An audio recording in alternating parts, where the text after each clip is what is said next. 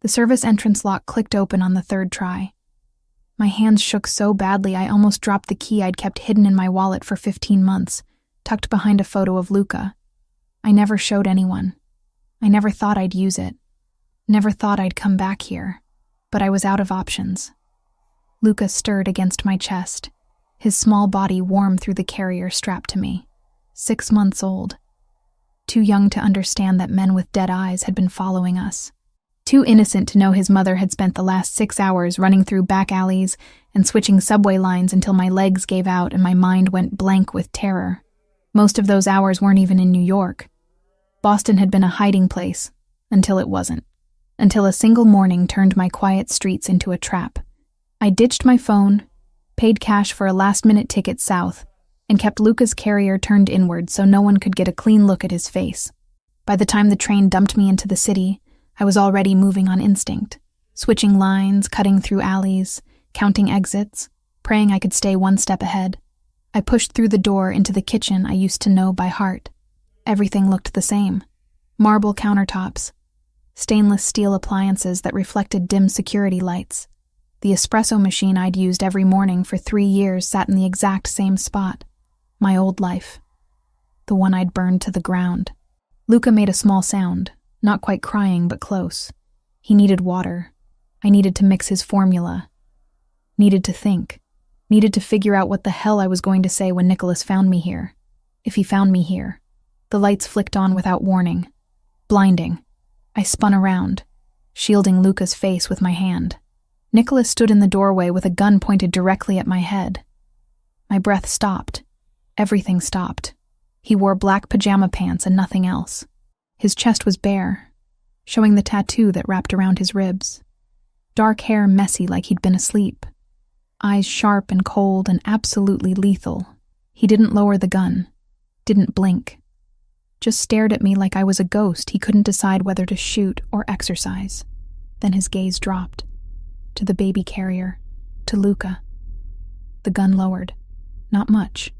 Just enough. I watched recognition slam into him.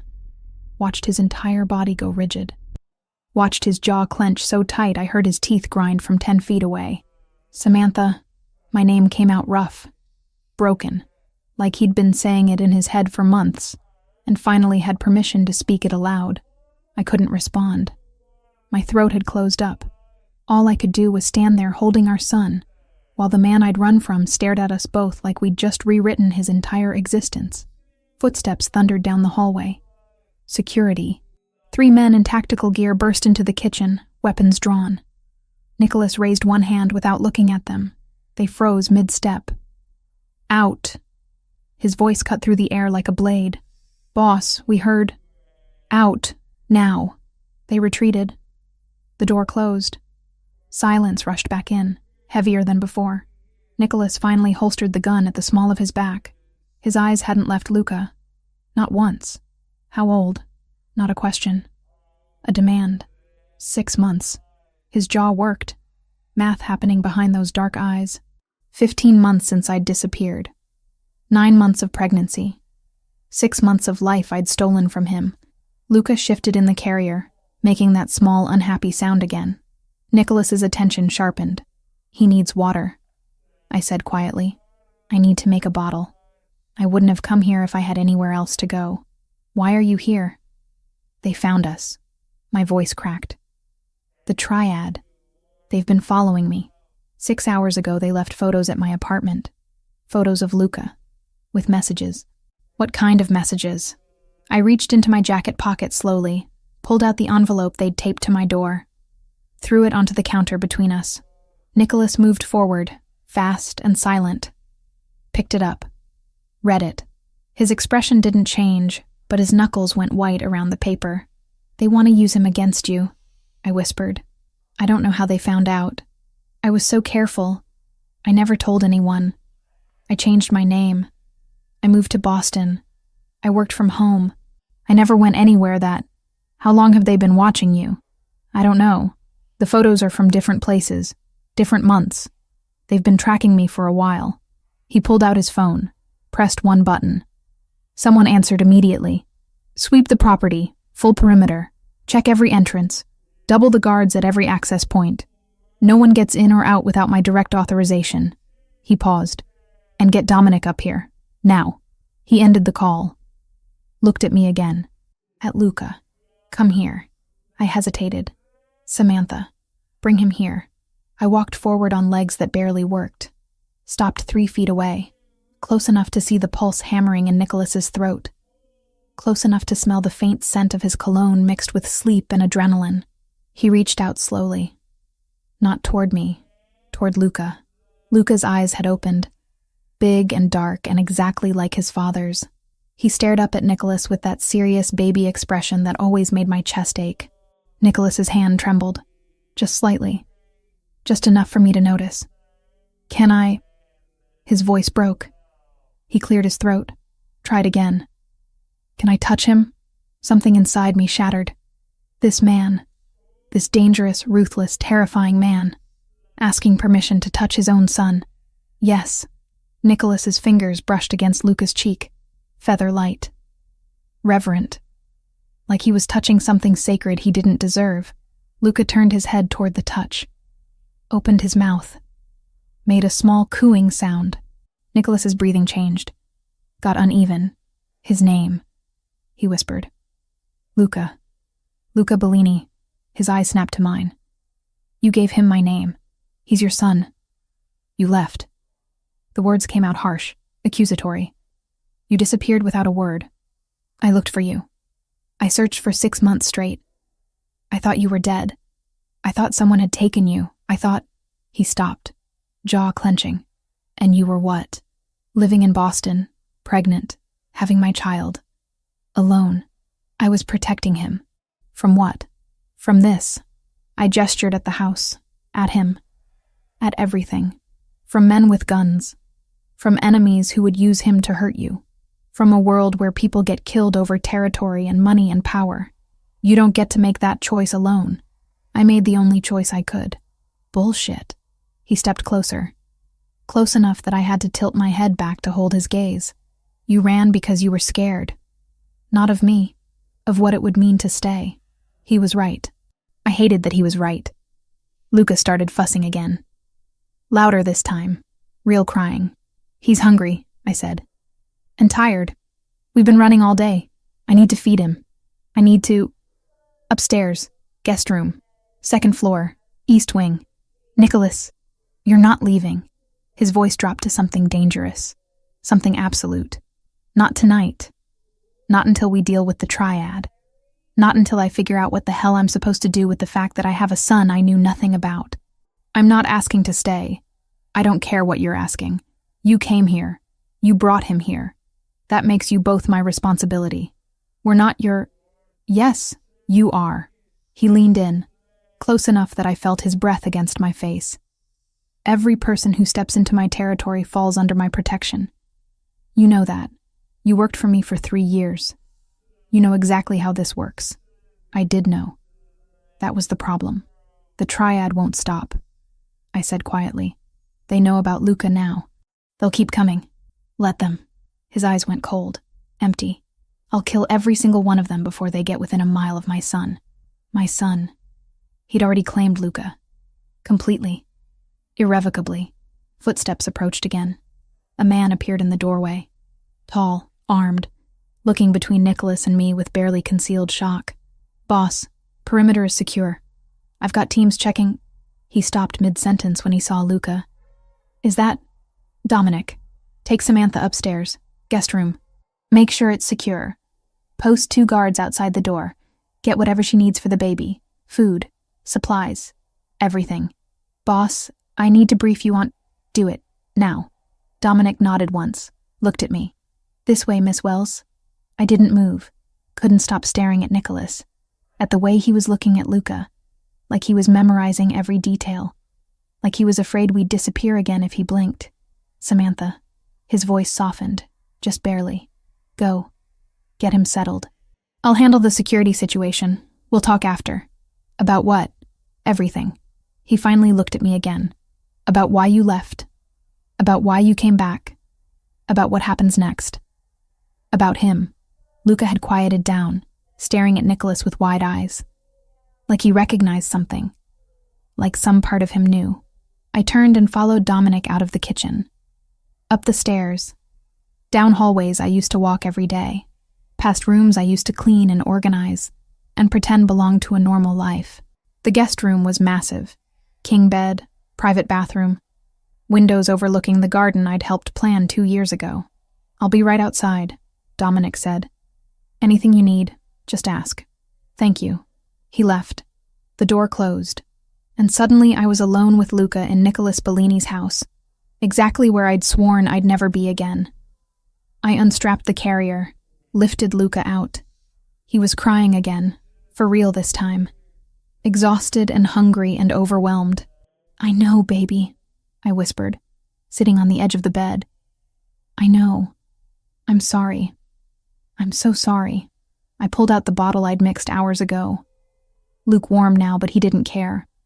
He latched on immediately, drinking fast, his little hands curling into fists. Downstairs I heard voices, orders being given, security protocols activating, the machine of Nicholas's world grinding into motion to protect us, to protect his son. I looked down at Luca, at his dark hair, his serious eyes, the way his tiny fingers gripped my thumb while he ate. He looked so much like his father, it hurt. I'd spent 6 months trying to convince myself that leaving had been the right choice, that raising Luca alone and safe was better than raising him here, surrounded by danger. But tonight, when those men had found us, when I'd seen their faces and their cameras and their threats, I'd known the truth. I couldn't protect him alone. Not from this, not from Nicholas's world. So I'd come back, to the one man I'd spent 15 months trying to forget. The one man who could keep our son safe. The one man I'd never stopped loving. Luca fell asleep 20 minutes after I fed him. I laid him down in the center of the massive bed, surrounded by pillows like a fortress. He looked impossibly small against the white sheets. Vulnerable. Innocent. Everything I'd tried to protect him from was happening anyway. I sat on the floor with my back against the bed, knees pulled to my chest, listening to the sounds of Nicholas's house coming alive around me. Footsteps in hallways, radios crackling, orders being executed with military precision. The door opened without a knock. Nicholas stepped inside and closed it behind him. He'd put on a black t-shirt, but his feet were still bare. His hair was pushed back from his face, revealing the sharp angles I used to watch when I thought he wasn't looking. He glanced at the bed, at Luca sleeping peacefully. "Is he okay?" "He's exhausted. We both are." Nicholas walked closer. Not to me, to the bed. He stood there for a long moment, just staring at our son. His hands opened and closed at his sides like he didn't know what to do with them. "He has my eyes," he said quietly. "I know. My hair. Yes. Does he?" He stopped, started again. "What's he like when he's awake?" The question hit me harder than it should have. He was asking because he didn't know, because I'd stolen that from him. He's serious. He doesn't smile much yet, but when he does, it's everything. He likes being held.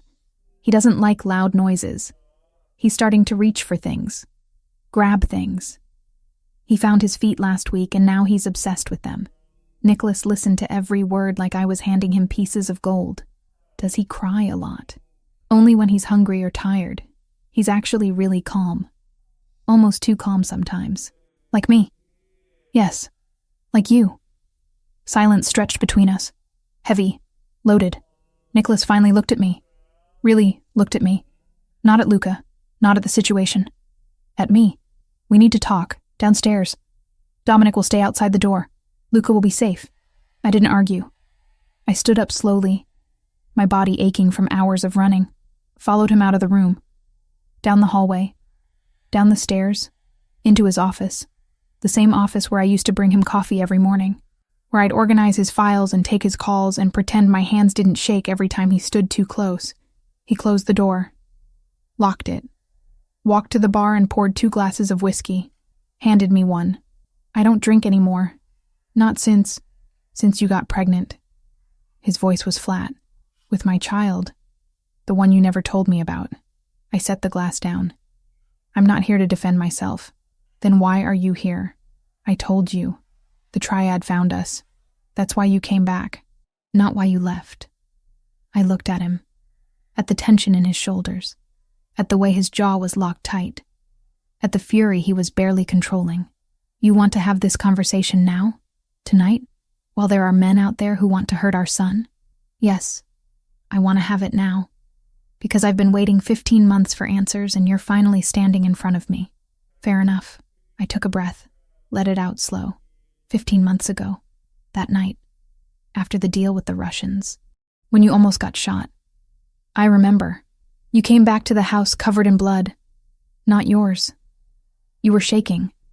I'd never seen you shake before. His eyes darkened. You brought me water. Sat with me until I calmed down.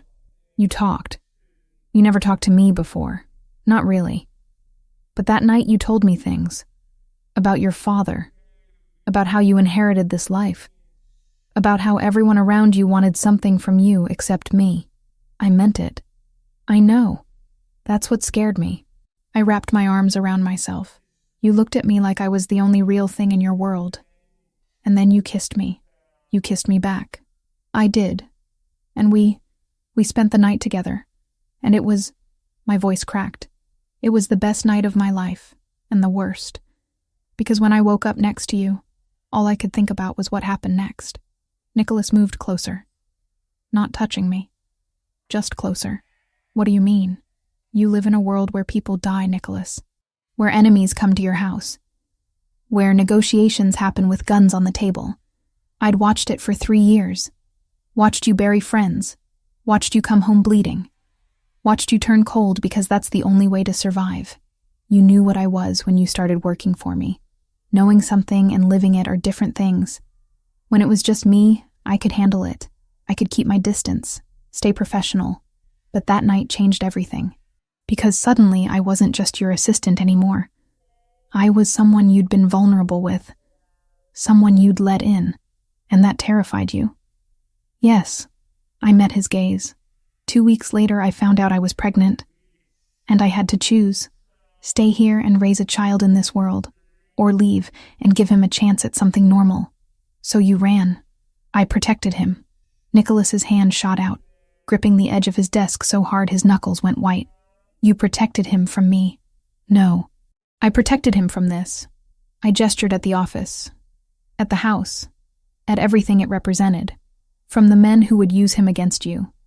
From the enemies who would target him to hurt you. From a life where he'd grow up watching his father leave every day, not knowing if he'd come back. That wasn't your decision to make alone. What was I supposed to do? Come to you and say I'm pregnant, what's your plan? You would have locked me in this house, put guards on me, treated me like an asset instead of a person. I would have protected you, by making me a prisoner, by keeping you alive. He turned to face me fully. You think I don't know what you did?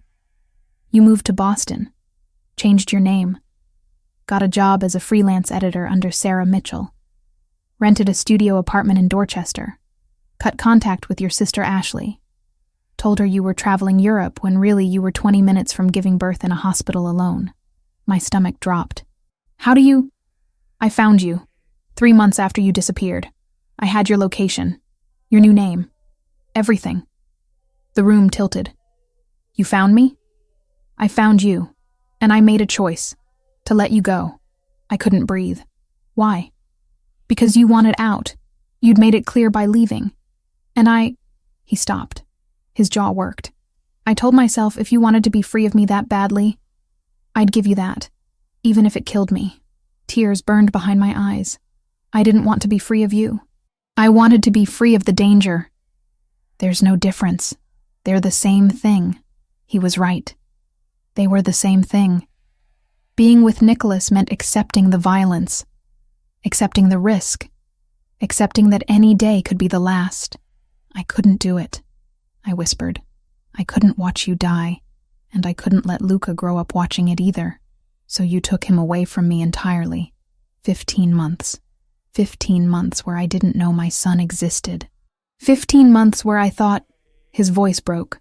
I thought you were happy somewhere. Safe. Starting over. And all that time you were raising my child alone. I'm sorry. Sorry doesn't give me back the first 6 months of his life. Sorry doesn't let me hold him when he was born. Sorry doesn't let me hear his first sounds or see him smile for the first time or... He stopped, breathed hard. You had no right. I had every right. He's my son, too. And mine. Nicholas moved so fast I didn't have time to react. He was in front of me, hands gripping my shoulders, eyes burning into mine. He's mine, Samantha. You don't get to decide I'm not fit to be his father just because my world is dangerous. You don't get to erase me. I wasn't trying to erase you. Then what were you doing? Surviving. The word came out broken. I was surviving, trying to give him the safest life I could, even if it meant you weren't in it. His grip tightened, then loosened, then dropped completely. He stepped back, running both hands through his hair. The triad, he said finally. Tell me everything. I told him. About the photos taped to my door. About the men I'd seen following me for the past week. About the feeling of being watched that I'd tried to convince myself was paranoia. They want leverage, Nicholas said. They're moving on the port territory. They need something to force my hand. Will it work? He looked at me like I'd lost my mind. Do you really think I'm going to let anyone touch my son? What about me? The question hung between us. Dangerous. Important. You're the mother of my child, Nicholas said slowly. That puts you under my protection. Permanently. Whether you like it or not. I'm not asking you to. I don't care what you're asking. This is how it works. You came back. You brought Luca back. That makes you both mine to protect. For how long? Until the threat is eliminated. And after that? His eyes met mine.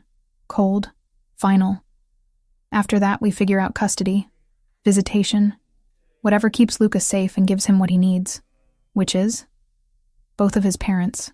The words hit me like a physical blow. Both of his parents. Not me alone. Not him alone. Both. I don't know how to do this, I admitted quietly. Neither do I, but we don't have a choice anymore.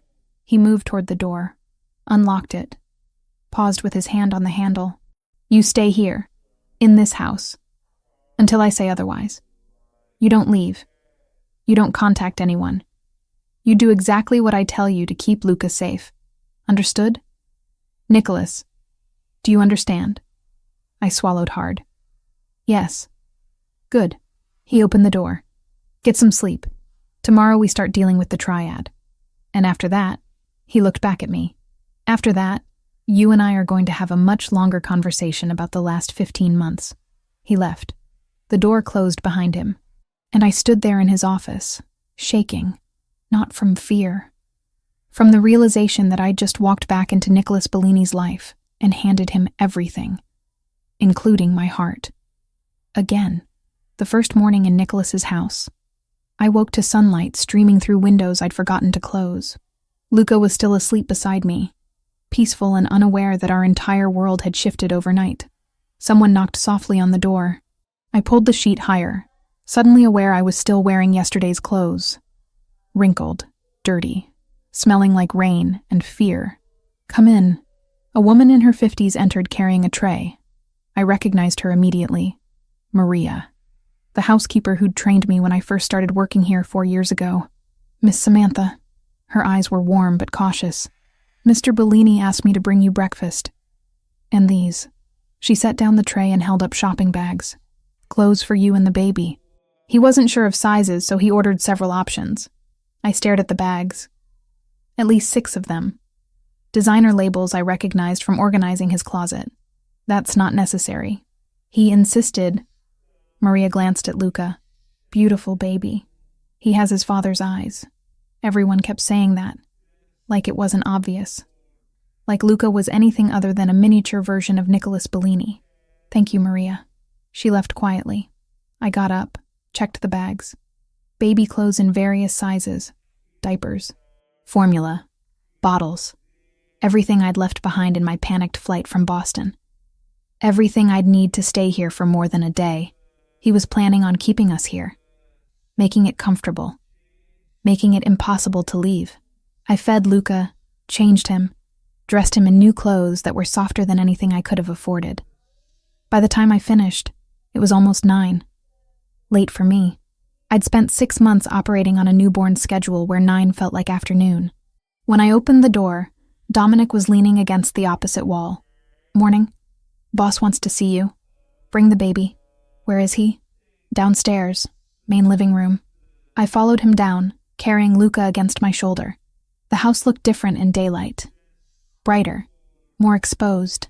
I could see the upgrades that had happened since I left. New security panels. Reinforced doors. Cameras in corners I didn't remember. Nicholas stood by the windows overlooking the garden. He wore dark jeans and a gray sweater. Casual. I'd rarely seen him casual. He turned when he heard us enter. His eyes went straight to Luca. Did he sleep? Most of the night. He woke up twice for bottles. "You should have called someone. You don't have to do it alone anymore." The words landed strange. You don't have to do it alone anymore. Like he was already taking ownership. Already inserting himself into routines I'd built without him. I'm used to it. That's the problem. He moved closer. Not to me. To Luca. "Can I hold him?" My arms tightened instinctively.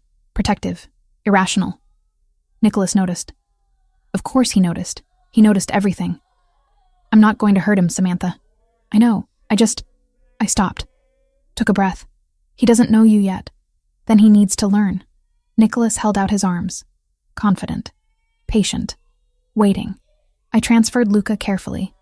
Supported his head. Made sure Nicholas had him secure before I let go completely. Nicholas held our son like he was made of glass. Arms stiff. Body tense. Like he was terrified of dropping him or breaking him or doing something wrong. Luca stared up at him.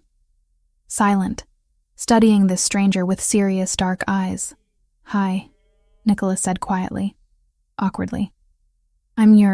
He stopped. Started again. "I'm Nicholas. I'm your father." Hearing him say it out loud broke something in my chest. Luca made a small sound. Not crying. Just a noise. Nicholas's entire face transformed. Not a smile exactly. Something deeper. Something that looked like wonder and terror and love all at once. "He's so small," Nicholas whispered. "He's actually big for his age.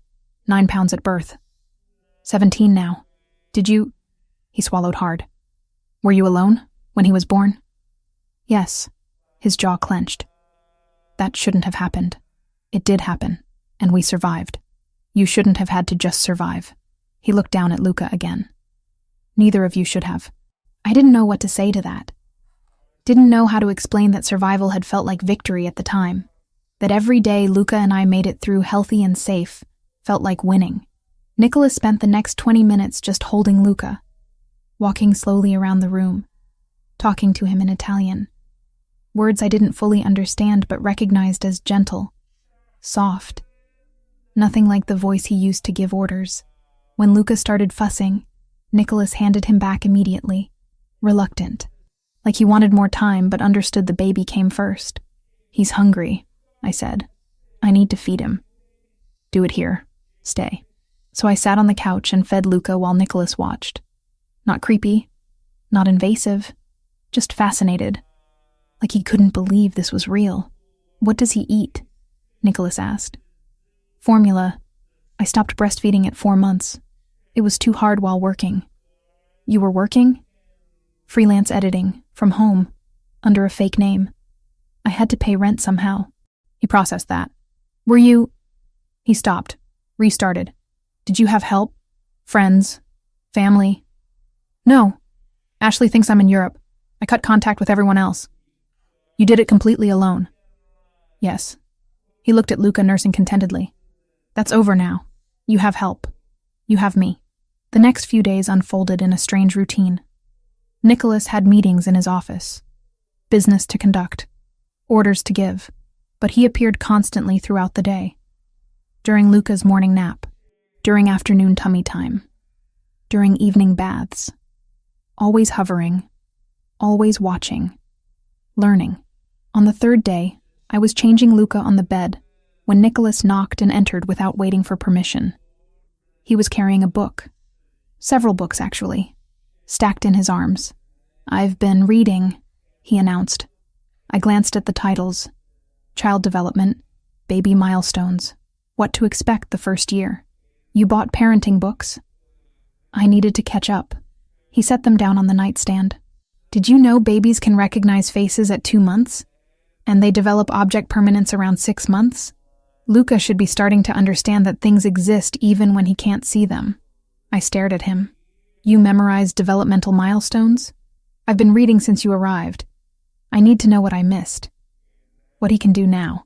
What's coming next? Something warm and painful twisted in my chest. He was studying, preparing, trying to compress 15 months of learning into 3 days.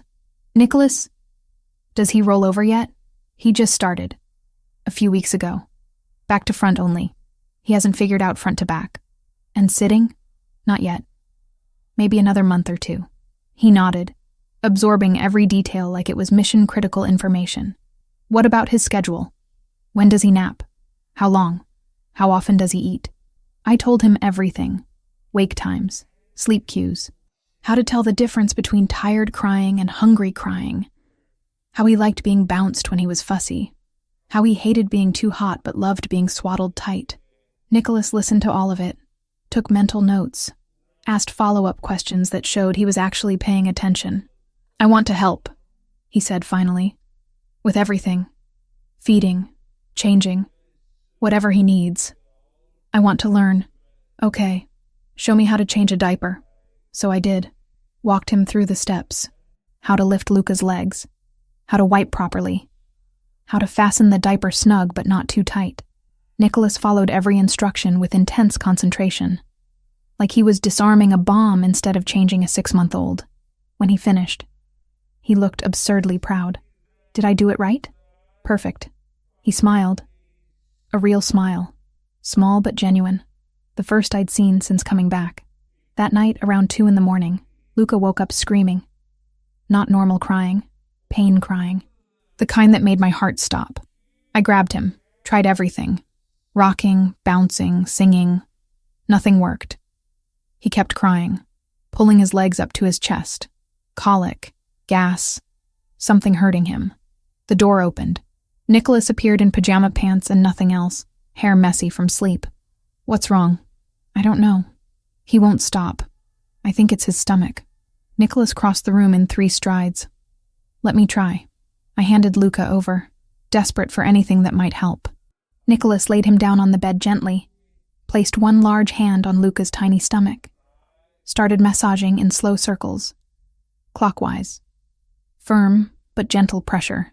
I read about this, Nicholas said quietly. Gas relief massage. The pressure helps move air through their system. He kept going, patient, methodical. Luca's crying gradually decreased, turned into whimpers, then stopped entirely. 5 minutes later, Luca let out a massive burp and went quiet. Content. His little face relaxed.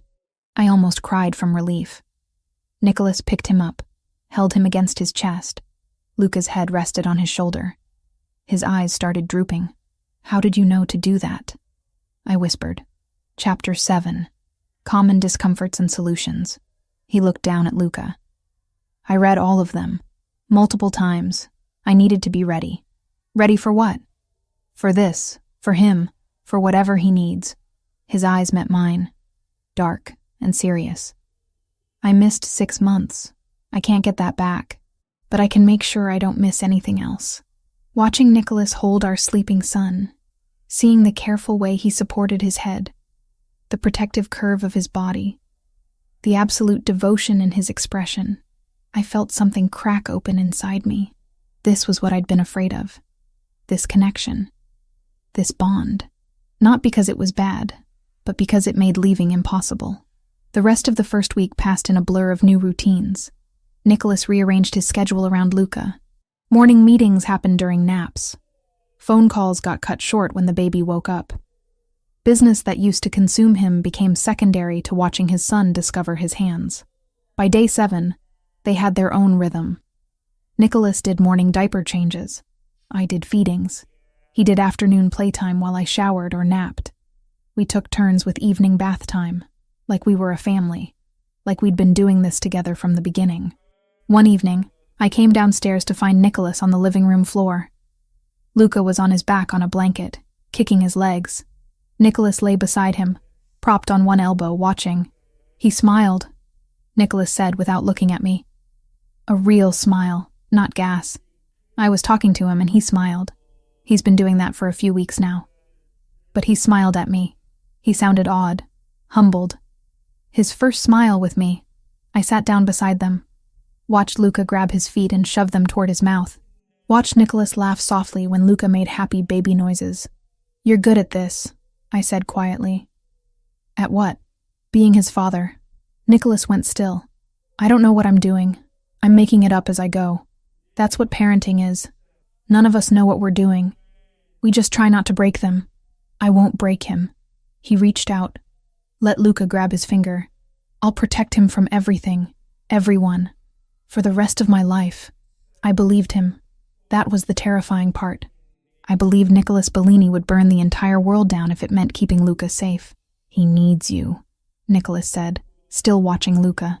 "You're his mother. You're everything to him. But he needs me too. And his voice roughened. I need him. I didn't know what was missing until I saw him, but now I do, and I can't lose it. I can't lose either of you." The words hung in the air between us. Heavy, true, impossible to take back. I wanted to tell him he wouldn't lose us. Wanted to promise we'd figure this out somehow, but I didn't know how to make promises I couldn't guarantee keeping. So instead, I watched our son play with his father's hand.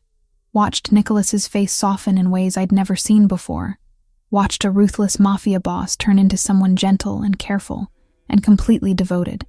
And I wondered if leaving had ever really been an option at all. The second week started with a routine that felt almost normal.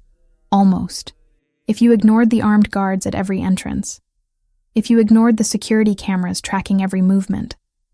If you ignored the fact that we were essentially prisoners in a gilded cage.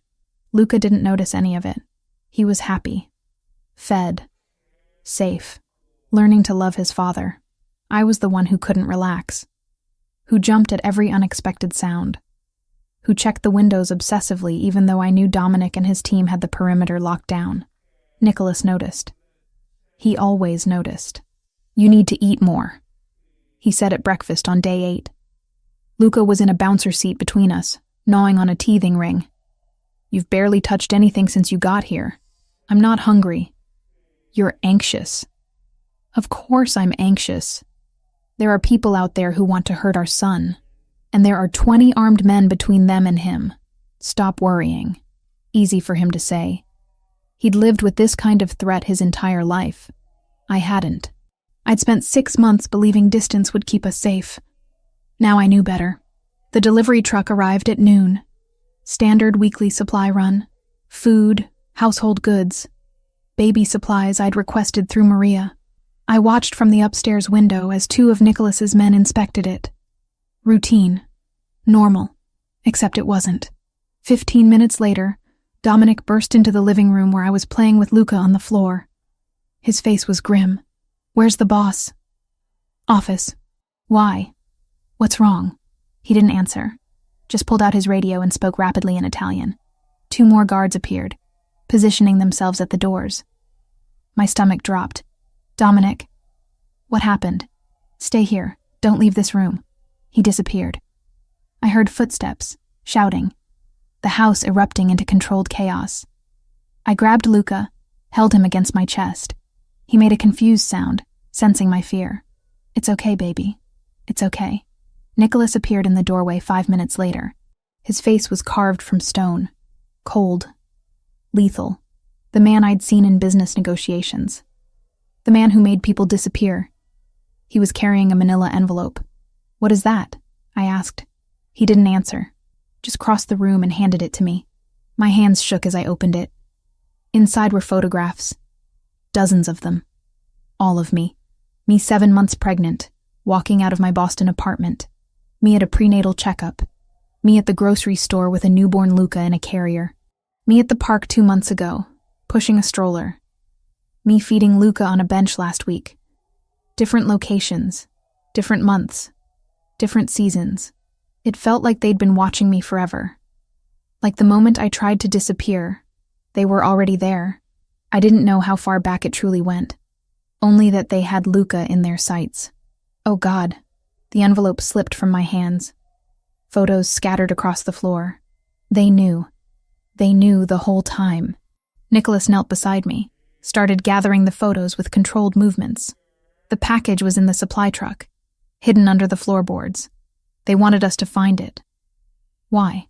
What do they want? Leverage. He stood, photos clenched in his fist. There's a note. They want a meeting. They want to negotiate territory. And they're making it clear they know exactly what to threaten if I don't comply. The port. Yes, the shipping routes I control. They've been trying to move in for months. I've blocked them at every turn. His jaw clenched. Now they think they have a way to force my hand. I looked down at Luca, at his innocent face, at his complete trust that I'd keep him safe. What are you going to do? Handle it. That's not an answer. Nicholas's eyes met mine. Dark. Dangerous. I'm going to find every single member of the triad cell that's been following you. And I'm going to eliminate them. Permanently. That's insane. You can't just... Yes, I can. He moved to the window, phone already in his hand. Dominic, get everyone in the conference room. Now. I want locations on every triad operative in the city. I want surveillance on their safe houses. I want everything. He paced while he talked, giving orders in English and Italian, mobilizing his entire organization, preparing for war. I sat on the floor with Luca, watching, terrified, because this was my fault. I'd brought this danger here. I'd led them straight to Nicholas. How long have they known? I asked when he ended the call. About me and Luca. About the connection to you. Nicholas was quiet for a moment. Then he pulled out his phone again, scrolled through something. I had my tech team trace the metadata on these photos. Most are recent, within the last month, but some are older, from when I was pregnant. Those were taken from public sources. Security footage from your apartment building, traffic cameras. They went back and collected them after they identified you. He looked up. 3 weeks ago, one of their informants was reviewing old security footage from this property. Routine surveillance they do on all the major families. He saw you, recognized you from more recent surveillance they'd been running in the North End, made the connection. So they didn't know about Luca from the beginning? No.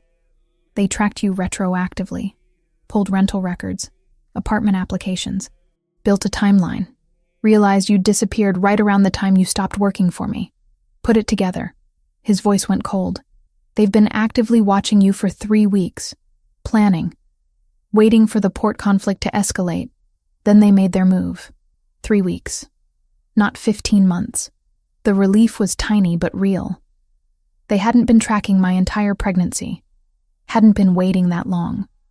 But 3 weeks was long enough. Long enough to learn my routines. Long enough to know I was vulnerable. Long enough to follow me here when I ran. This is my fault, I whispered. I led them right to you. No. They would have found us eventually. That's how this works. But Samantha. He knelt in front of me. This is not your fault. You were trying to protect Luca. You didn't know they were watching. None of this is on you. Then why does it feel like it is? He didn't have an answer for that. Nicholas spent the next 4 hours in his office. I could hear him through the walls. Voice low and dangerous. Orders being given. Resources being mobilized. Plans being made. I stayed in the living room with Luca. Fed him. Changed him. Played with him. Pretended the world outside wasn't falling apart. Maria brought dinner. I couldn't eat it. By 11, Luca was asleep in his crib upstairs. I was pacing the hallway outside his door. Guards at both ends. Cameras watching. But I couldn't shake the feeling that it wasn't safe. That nowhere was safe. I went to check on him for the 3rd time in an hour. Stood by the crib. Watched his chest rise and fall. So small. So defenseless. The panic hit without warning. Chest tight. Breath short. Vision narrowing. I stumbled out of the room. Made it to the hallway before my legs gave out. Slid down the wall, gasping. Trying to breathe. Trying to think. Trying to do anything except feel the crushing weight of terror. Footsteps. Running. Then Nicholas was there, kneeling in front of me. "Samantha, look at me." I couldn't focus, couldn't breathe. His hands gripped my shoulders. "Look at me. Now." I forced my eyes to his. Dark, steady, anchoring. "Breathe," he ordered. "In through your nose, out through your mouth. With me," he demonstrated. I tried to follow. Failed. Tried again. Again. In, out. "Stay with me." We breathed together. His hands solid on my shoulders, his eyes locked on mine, pulling me back from the edge, slowly, gradually. The panic receded. My breathing evened. My vision cleared. "There you go," Nicholas said quietly. "You're okay. I'm not okay. None of this is okay. They were watching us. They have photos of my baby. They know where we are. Samantha, stop." I looked at him, at the absolute certainty in his expression. "Nothing is going to happen to him," Nicholas said, voice low, final. "Or to you. Do you understand me?" "Nothing. You can't promise that." "Yes, I can." His hands tightened on my shoulders. "I have 20 men on this property, 50 more on call. Every resource I possess is dedicated to finding the people who threatened my son. And when I find them," his eyes went cold, empty. "They will regret every photo they took, every moment they watched you, every second they thought about using Luca against me. Nicholas, they wanted a war. They'll get one. But it won't be the war they expected. It'll be over before they realize they lost." He stood, pulling me up with him. We were close. Too close. His hands still on my shoulders. My hands somehow on his chest. Breathing his air. "You came to me for protection," Nicholas said quietly. "That's what you'll get. Total. Absolute. Protection. For as long as you need it. I didn't come here to start a war. I know. You came here because you were out of options. Because you were terrified. Because I was the only person who could keep Luca safe." He leaned in, close enough that his breath warmed my cheek. "And I will. No matter what it costs." My heart hammered. From the panic attack, from his proximity, from the raw intensity in his eyes. "Thank you," I whispered, meaning it. Genuinely grateful for the first time since arriving. His expression softened, just slightly. "You don't need to thank me." "Yes, I do. You didn't have to help us. You could have turned us away, could have told me to deal with it myself. But you didn't. You're the mother of my child. There was never a question of whether I'd help. The only question was how fast I could eliminate the threat." We stood there, inches apart, his hands warm on my shoulders. My hands pressed against his chest, feeling his heartbeat. Strong. Steady. Real. "I'm sorry," I said. "For running. For taking him away from you. For all of it. We'll deal with that later. Right now I need you to trust me." "Can you do that? Could I? Trust the man I'd run from? Trust him with our son's life? Trust him with mine?"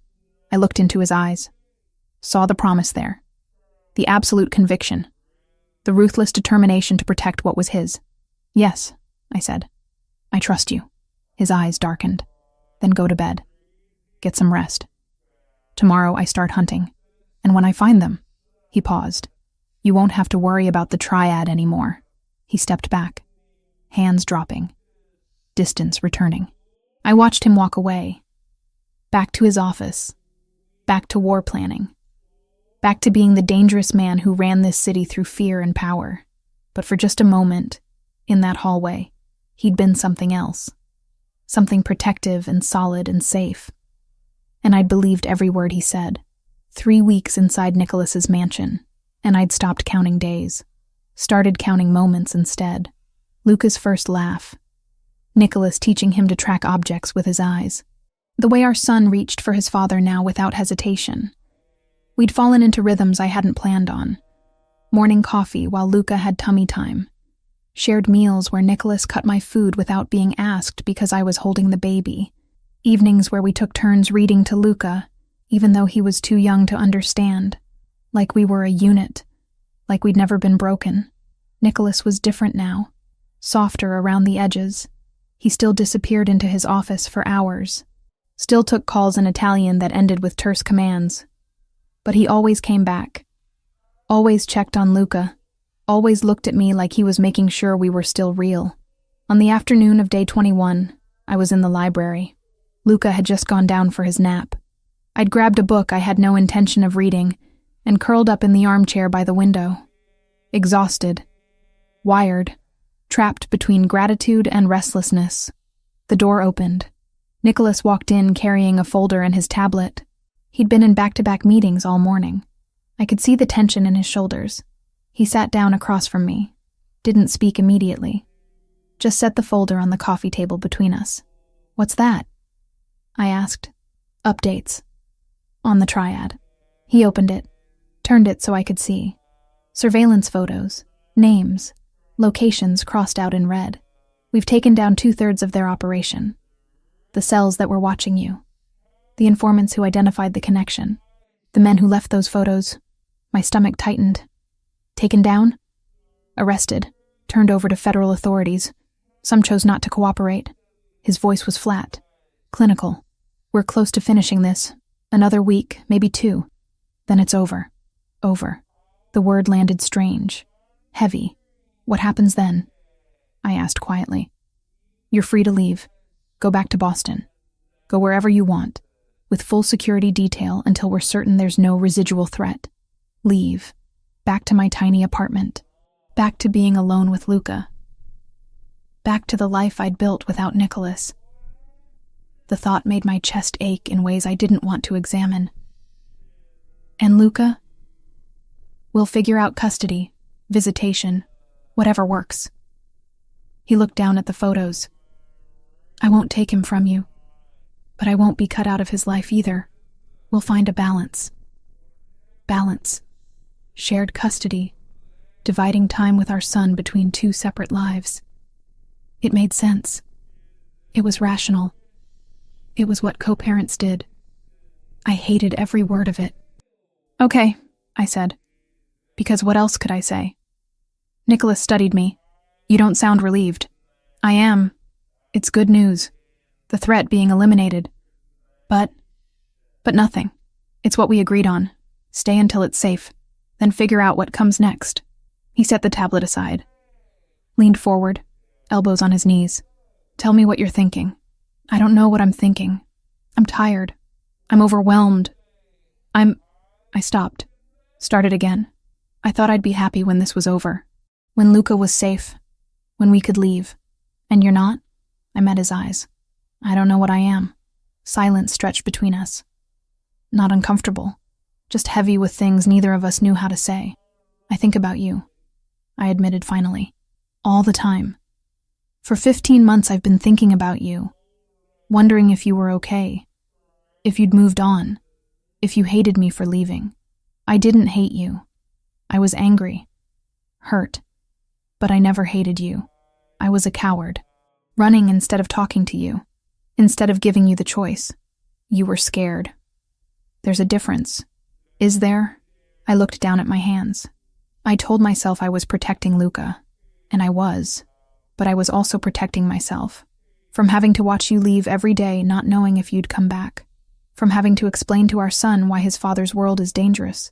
From falling more in love with you when I knew it couldn't last. The confession hung in the air. Raw. True. Nicholas stood, crossed to my chair, knelt in front of me so we were eye level. "After you left," he said quietly, "I worked constantly. 18-hour days. 20 when I could manage it. Anything to avoid going home to the empty house where you used to be. Nicholas, let me finish. I threw myself into business, into territory disputes and negotiations, and everything I could find to distract myself. And then one day, 6 months later, I was at a restaurant meeting with suppliers. A woman walked past. Brown hair, your height. For a second I thought," his voice roughened, "I thought it was you. And when I realized it wasn't, I couldn't breathe. My throat tightened. After that, it kept happening. I'd see someone who looked like you from behind, or hear a laugh that sounded close, or smell your perfume on a stranger, and every time I'd look, every time I'd hope." He reached up, cupped my face gently. I never stopped looking for you, Samantha. Even after I forced myself to stop the official search. Even after I told myself you wanted to be gone. I kept looking. Tears burned behind my eyes. I didn't know. How could you? You were in Boston. Building a life. Having my son. Doing it all alone because I didn't create a world safe enough for you to stay. That's not fair. You didn't. It is fair. You were right to be scared. My world is dangerous. People die. I've lost friends. Family. I've been shot at more times than I can count. His thumb brushed my cheek. But if you'd stayed, I would have found a way. Reduced risk. Changed operations. Built something that could hold you and Luca both. You can't change your entire life for us. Why not? You changed yours for him. He had a point. That night, Nicholas continued, voice dropping lower. 15 months ago, after the deal with the Russians, when you sat with me, he stopped. That wasn't just physical for me. It wasn't for me either. Then what was it? I looked into his eyes. Dark. Intense. Waiting. It was everything, I whispered. It was every moment I'd spent watching you for 3 years. Every time you smiled at something I said. Every time you stood too close and I forgot how to breathe. It was real, Nicholas. More real than anything I'd ever felt.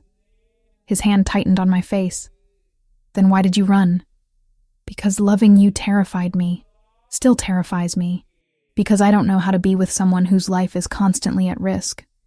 Because He kissed me. Not gentle. Not tentative. Desperate and consuming and full of 15 months of missing each other. I gasped against his mouth. He took advantage. Deepening the kiss. His hands moved to my hair. My hands found his shoulders. Gripping. Pulling him closer. We broke apart, breathing hard. Was that real? Nicholas asked, voice rough. Or fear? Real, I said. God, so real. He kissed me again. Harder this time. I stood, pulling him with me. We crashed together, all the tension and longing and unspoken words translating into touch. He walked me backward until my legs hit the sofa. We fell onto it tangled together. His hands everywhere. Mine matching his urgency. Clothes disappeared. I didn't know how. Didn't care. All that mattered was skin on skin. His weight pressing me into the cushions. The sound of his breathing. The way he said my name like a prayer. We made love with 15 months of separation compressed into every movement. Urgent. Intense. Reconnecting in the most primal way possible. When it was over, we lay tangled together. My head on his chest. His arms wrapped around me. Hearts hammering in sync. I never stopped loving you. I whispered into the silence. I left. I hid. I built a life without you, but I never stopped. His arms tightened. You're the only real thing in my life. You and Luca. Everything else is business. Territory. Power. Things that don't matter. But you... He pressed his lips to my hair. You matter. You've always mattered. I tilted my head back to look at him. What are we doing? I don't know. But I know I don't want you to leave. Nicholas, stay. Not because of the threat. Not because you have nowhere else to go. Stay because you want to. Because this, he gestured between us. Whatever this is, it's worth figuring out. I wanted to. God, I wanted to so badly it physically hurt. I'm scared, I admitted. So am I. But I'd rather be scared with you here than safe with you gone. He made it sound simple. Like love could outweigh danger. Like choosing each other was enough. Maybe it was. Okay, I said quietly. Okay? I'll stay. We'll figure it out. Together. His expression transformed. Not quite a smile. Something deeper. Relief and joy and disbelief all at once. He kissed me again. Softer this time. Gentler. Like he was sealing a promise. Upstairs, through the monitor on the table, Luca started making small waking up sounds. We both looked at the device, then at each other. We should... I started. Yeah, we should. But neither of us moved. Just stayed tangled together on the sofa in the library where everything had finally broken open between us. Where we'd finally stopped running. 4 in the morning. I woke to silence that felt wrong. Too heavy, too complete. Then the alarm screamed. I bolted upright, heart already racing. Luca started crying in his crib across the room. The emergency lights bathed everything in red. The door burst open. Nicholas stood there in tactical gear, a rifle in his hands. Blood streaked across his shirt. Not his blood. I could tell by the way he moved. Get Luca. Now. I didn't ask questions. Grabbed Luca from his crib, held him against my chest. He was screaming, terrified by the noise and the lights, and my fear bleeding into him. Nicholas crossed the room in 3 strides, took my arm, pulled us into the hallway. Gunfire erupted from somewhere below. Close. Too close. The sound made Luca shriek harder. This way. Nicholas moved fast, keeping his body between us and the stairs. 2 of his men appeared, flanking us. Weapons raised, eyes scanning. We went down a hallway I'd never noticed before. Nicholas pressed his palm against what looked like a blank wall. A panel slid open, revealing stairs leading down into darkness. Go. Fast. I went. Nicholas right behind me. The panel closed with a heavy metallic sound that felt final. Like a coffin lid. The stairs were steep. Concrete. Lit by strips of emergency lighting. I held Luca tight, trying not to slip, trying to keep him from hitting the walls in the narrow space. At the bottom was a room. Steel door. Reinforced walls. A panic room. Of course Nicholas had a panic room. He opened it with a code punched so fast I couldn't follow, pushed us inside. The space was bigger than I expected. 15 by 20 feet. Monitors showing security feeds. Supplies stacked against one wall. A small bathroom in the corner. Stay here. Don't open this door for anyone except me or Dominic. Nicholas, what's happening? They're inside. 8 men, maybe more. They disabled part of the perimeter system. His jaw clenched. They're making their move. Another burst of gunfire above us. Closer than before. I heard shouting in a language that wasn't English. Nicholas pulled out his phone. Started barking orders in Italian, coordinating, commanding. His voice was cold, clinical. The voice of a man who'd done this before. Luca was still crying. Inconsolable. I bounced him, sang under my breath, tried everything. Nothing worked. He could feel my terror. Babies always knew. Nicholas ended the call, looked at us, at Luca screaming in my arms, at me shaking so hard my teeth chattered. He crossed the room. Took Luca from me gently, held him against his chest, one large hand cradling his head. Shh, sweetheart. You're safe.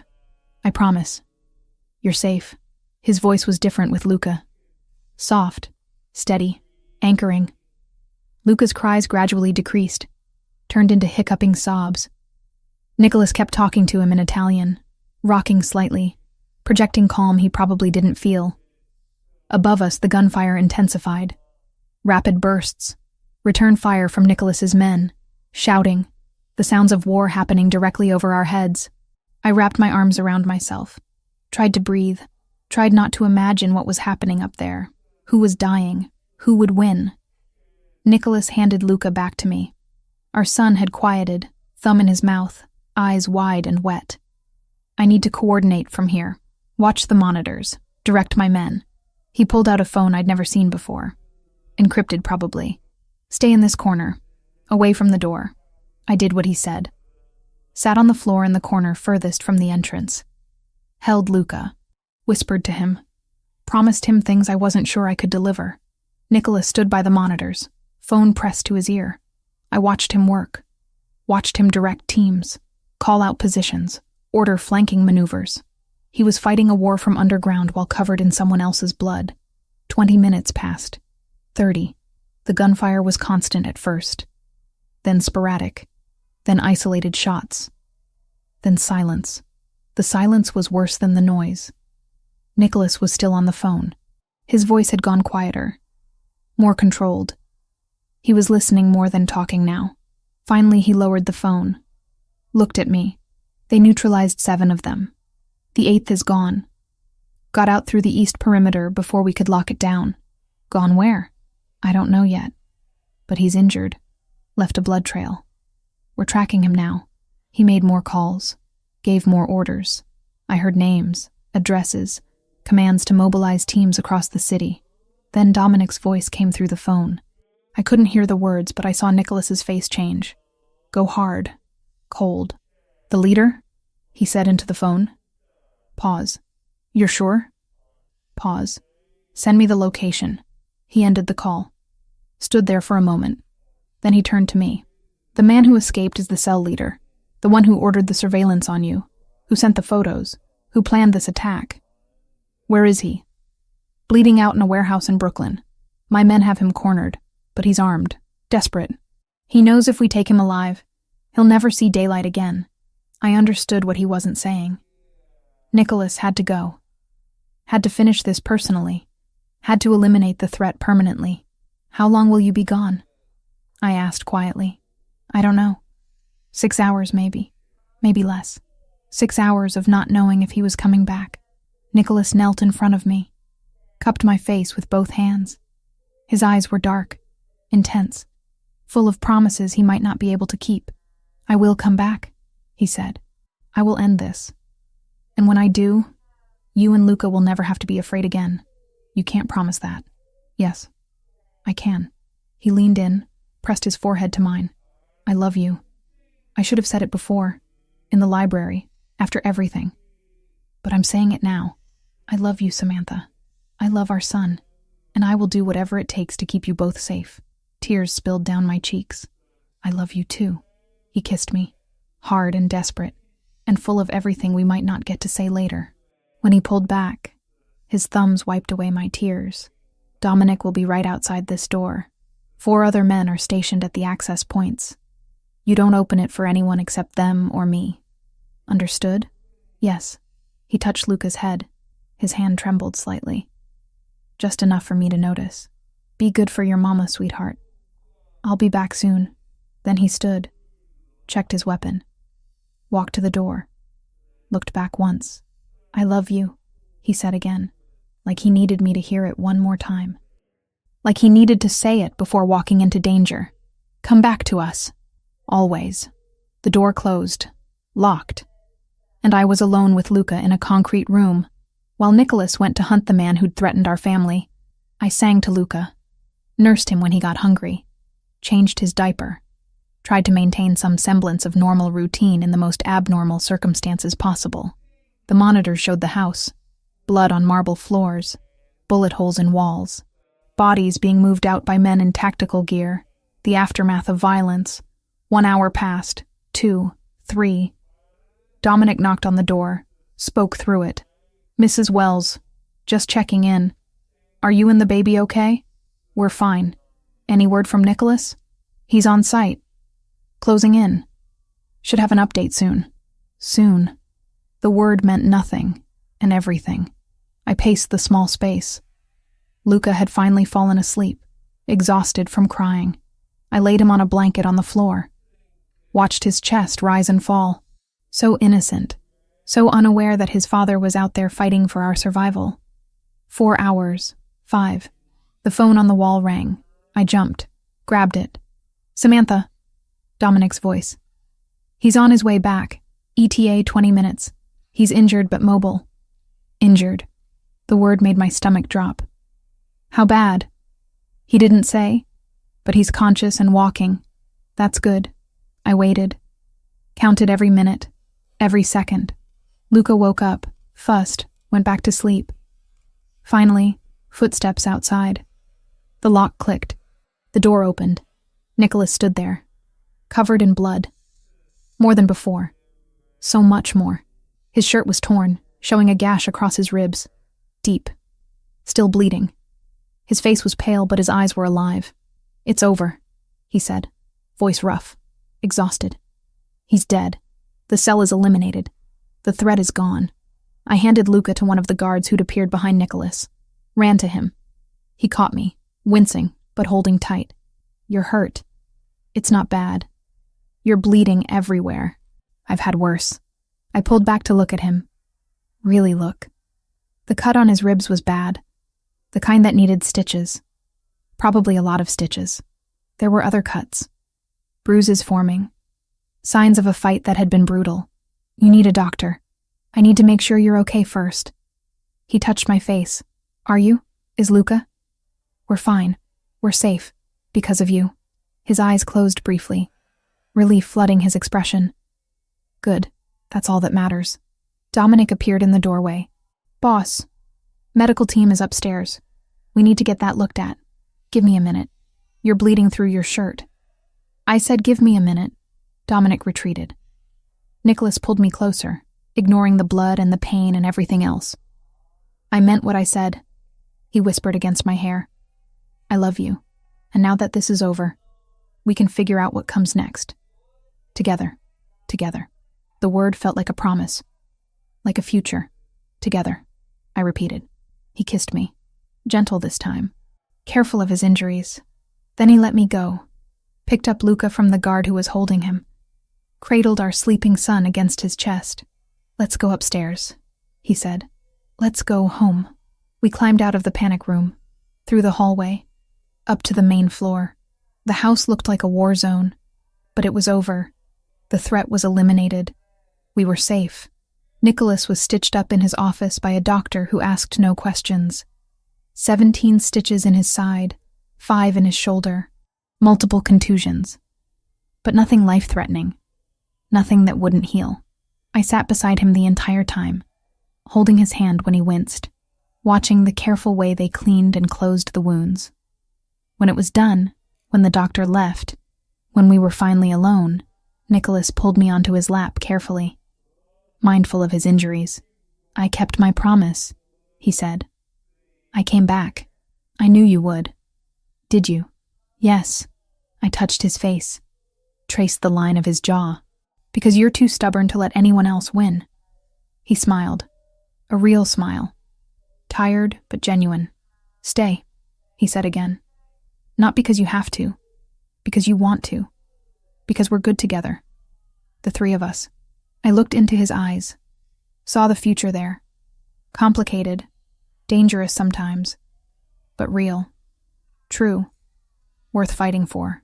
Okay, I whispered. I'll stay. For how long? As long as you'll have me. That's forever then. Yeah, I said, leaning in to kiss him. Forever sounds about right. 3 weeks after the attack, Nicholas sat across from me at breakfast with papers spread between our coffee cups. Luca was in his bouncer, gnawing on a teething ring and watching us with serious dark eyes. It's done, Nicholas said, tapping one of the documents. The main triad faction agreed to terms. They disavow the rebel cell that came after us. We maintain our current territories. They stay in theirs. No expansion on either side. Just like that, they're fine with you killing their people? The people I killed were acting without authorization, freelancing. The main organization didn't sanction the attack on my family. He looked up. They're calling it an internal discipline issue. Officially, we're at peace. Peace. In Nicholas's world, that word was always temporary. Always conditional, but it was something. So it's really over? The threat is eliminated. The truce is signed.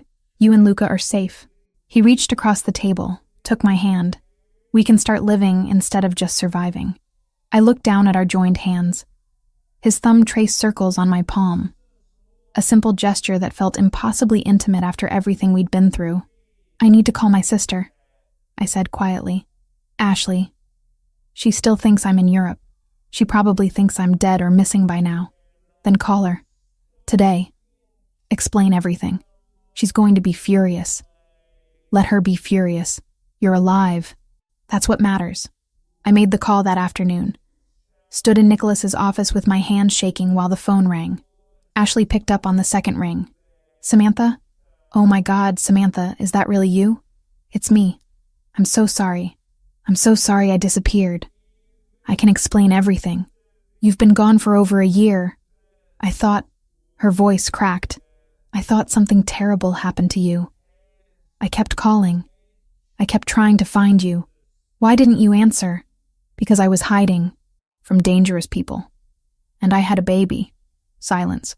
Long and heavy. You what? I have a son. His name is Luca. He's 7 months old. And his father is... I looked at Nicholas standing by the window. His father is someone I used to work for. Someone complicated. Someone I love. I told her everything. About Nicholas, about running, about Boston, about the triad finding us, about coming back, about the attack. She cried, yelled, cried some more, then went quiet. "Where are you now?" she asked finally. "New York, with Nicholas. It's safe here. I want to meet him, and Luca. I want to see for myself that you're okay." "When?" "This weekend. I'm flying out Friday. You're not disappearing on me again, Samantha. Not ever again." Ashley arrived 3 days later. Nicholas sent a car to pick her up from the airport. She walked into the house looking exhausted and angry, and relieved all at once. Then she saw Luca in my arms, and her face crumpled. "Oh, Sam. He's beautiful. You want to hold him?" She took him carefully. Luca studied her with that serious expression he got from his father. Then he smiled. A big gummy smile that made Ashley start crying again. "He looks just like..." She glanced at Nicholas standing in the doorway. "He looks just like you." "Yes," Nicholas said simply. "He does."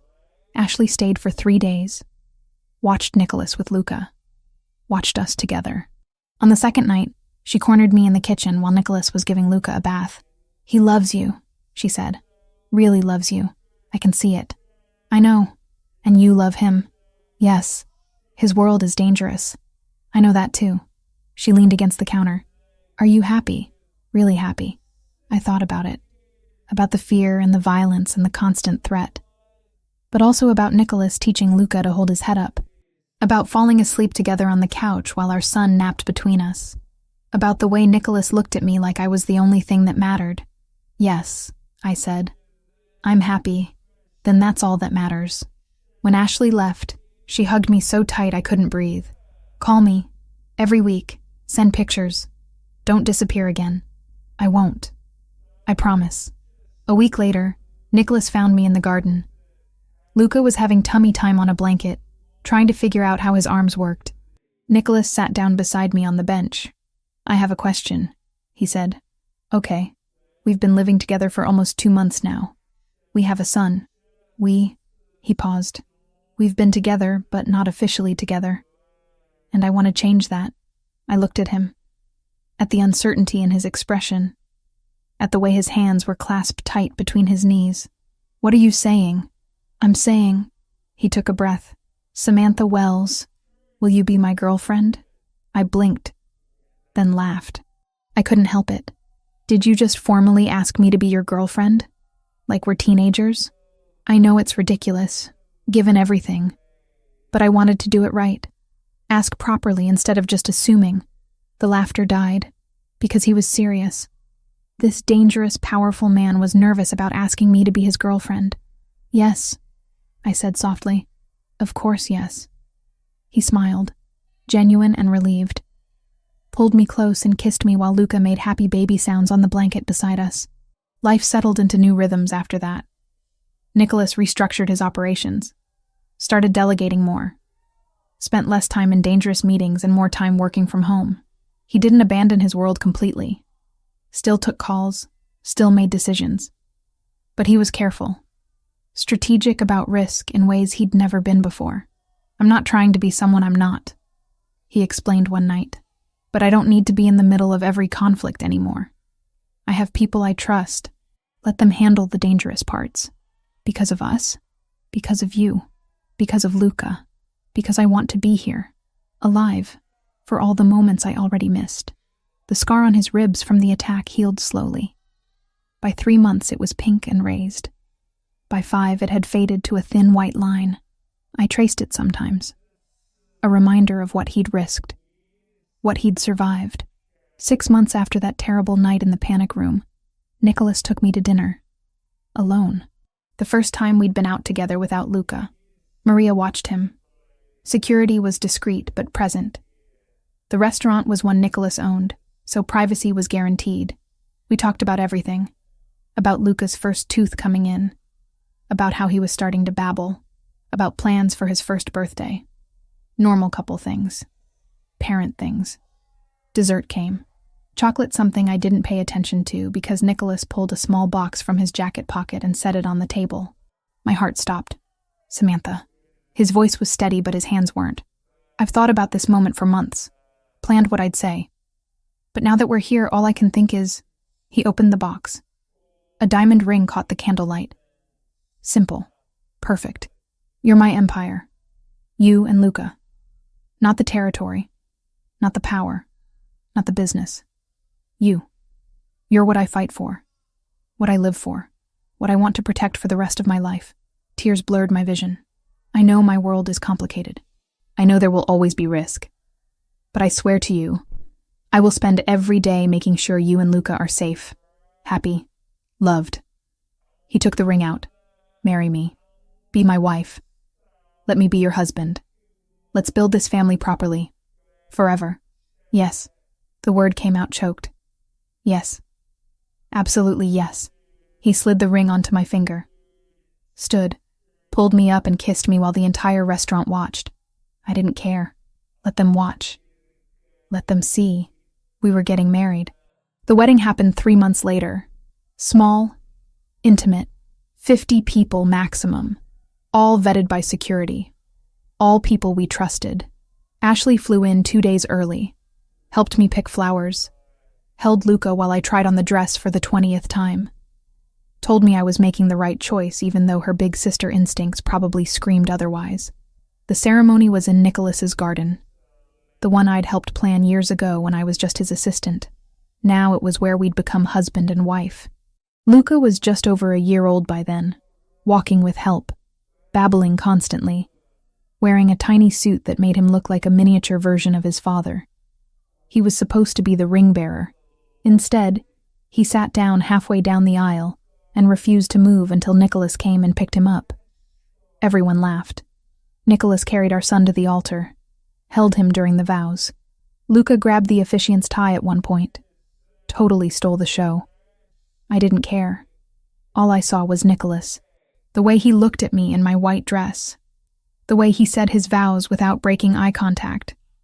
The way he kissed me when it was over, like he'd been waiting his entire life for this moment. I love you, Mrs. Bellini. He whispered against my lips. I love you too. We danced, ate cake, celebrated with the people who mattered. And that night, after Luca was asleep and the guests had left, Nicholas carried me to bed and showed me exactly how much he meant those vows. 3 years later, life looked completely different. Luca was 4 years old, running through the mansion like he owned it, which technically he would someday. He spoke English and Italian fluently, knew the names of all the guards, had memorized escape routes Nicholas taught him through games. If the red light comes on, where do you go? Nicholas asked him one morning. The special stairs behind the bookshelf, Luca recited. Down to the safe room.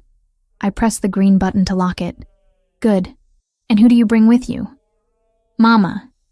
And baby sister when she comes. Nicholas ruffled his hair. Perfect. Baby sister. I was 6 months pregnant. A girl this time. We'd already picked the name. Sophia, after Nicholas's grandmother. I stood in the kitchen doorway, watching them. My husband teaching our son how to survive his world, but doing it gently, making it a game instead of a trauma. Nicholas looked up, saw me watching, smiled, that genuine smile that only appeared for us. Come here, Bella. I walked over. He pulled me onto his lap carefully, mindful of my belly. Luca immediately climbed up too, squishing between us. We're having lunch in the garden, Nicholas announced. All of us. No work, no calls, just family. You hate taking time off. I hate missing moments more. Nearly 2 years after our wedding, those moments were what I measured life by. So we ate lunch outside. Luca ran around chasing butterflies. Nicholas's hand rested on my stomach, feeling Sophia kick. The sun was warm. The garden was in full bloom. Guards watched from discreet distances. Do you ever regret it? I asked quietly. Marrying me. Building this life. Nicholas looked at me like I'd lost my mind. Regret you? Never. Not for a single second. Even with all the complications. Especially with the complications. Because they gave me you. They gave me Luca. They're giving me Sophia. He kissed my temple. You're the best thing that ever happened to me, Samantha. You and our children, this family, this life, all of it. Luca ran back to us. Dad, come play. In a minute, little one. Now, please. Nicholas laughed, stood, let our son drag him toward the flower beds. I watched them play. Watched Nicholas pretend to be scared when Luca roared like a dinosaur. Watched him scoop our son up and spin him until Luca shrieked with laughter. This was the man the city feared. The man who'd eliminated an entire triad cell to protect us. The man who still made people nervous when he walked into a room. But here, in our garden, with our son in his arms and our daughter growing inside me, he was just Nicholas. Just a father. Just a husband. Just mine. And I knew, without any doubt, that coming back had been the right choice. Running had been fear. Staying was love. Mama, Luca called. Come play with us. I stood, one hand on my belly. Walked over to my family. Nicholas caught my hand, pulled me close. I love you, he said. For the 1,000th time, like he'd never stop saying it. I love you too. Luca grabbed both our hands, pulled us deeper into the garden, into our life, into the future we were building together. Dangerous sometimes, complicated always, but ours. Completely and forever ours. The end.